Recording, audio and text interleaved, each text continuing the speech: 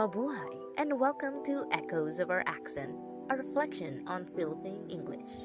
I'm your host, Shaira, and today we're taking a journey, not to a physical destination, but into the living, breathing language we speak every day, and often without noticing, reshape. You might be listening to this on your way to class, during your commute, or while you're scrolling through your phone. But wherever you are and however you speak, one thing's for sure. English in the Philippines isn't quite the Queen's English, nor is it purely American. It's something else entirely. It's ours. Philippine English, PE for short, has evolved into more than just a borrowed tongue. It's become a linguistic passport, a cultural symbol, a way of expressing Filipino identity in an increasingly global world. But here's the question I've been wondering lately. What will happen to Philippine English in the next 10 years? Will it be globally recognized like how Singlish has become a badge of identity for Singaporeans? Or will it be flattened out by Hollywood and the algorithmic grammar of autocorrect? Let's zoom in on the classroom for a moment. Imagine this. A student nervously raises their hand and says, "Ma'am, may I go out?" A sentence that's perfectly understandable to us, but might raise eyebrows in London or Sydney. Still, it works. It's effective communication within our cultural context. A friend I once spoke to over coffee, as all great conversations happen, said, "Philippine English is not wrong, it's just different, and difference is not deficiency." That stuck with me, because every time someone pokes fun at our accent, or the way we pronounce comfortable as comfortable, it's not just about phonetics, it's about power, and whose English is considered standard, and whose is just funny. But here's the thing, language isn't static. It bends, it adapts, and Philippine English is proof of that resilience. Overseas Filipino workers, for example, carry it across oceans. Whether they're caregivers in Toronto or engineers in Dubai, many speak English with a rhythm that echoes home. It connects them to clients, colleagues, and sometimes to loneliness. In this way, English becomes both bridge and boundary. It enables, but also reminds them that they are not from there.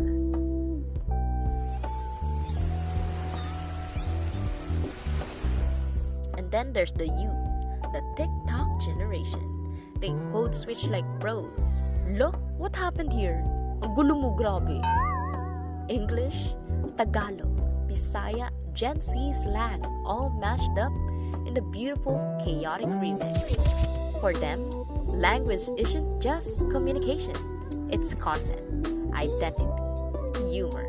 So will Philippine English change? Yes, it already has. The digital age accelerates that. Words are being shortened. Emojis sometimes replace full thoughts. But this doesn't mean death.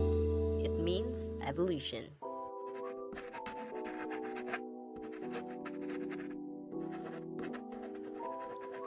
Now let's talk recognition. In academic journals, PE is increasingly acknowledged as a legitimate variety of world Englishes. It has its own phonological patterns, vocabulary choices, and grammatical nuances. Words like comfort room, brown out, or even open the lights may sound odd elsewhere, but within our linguistic ecosystem, they make perfect sense. Still, challenges remain. Accent bias in call centers, stigmatization in schools, even in our media. Many still equate fluency with sounding important. But what if we reframe the conversation? What if we ask not how close our English is to native forms, but how deeply it reflects who we are? Being Filipino in a globalized world means juggling many identities. Multilingual, multicultural, multi-everything.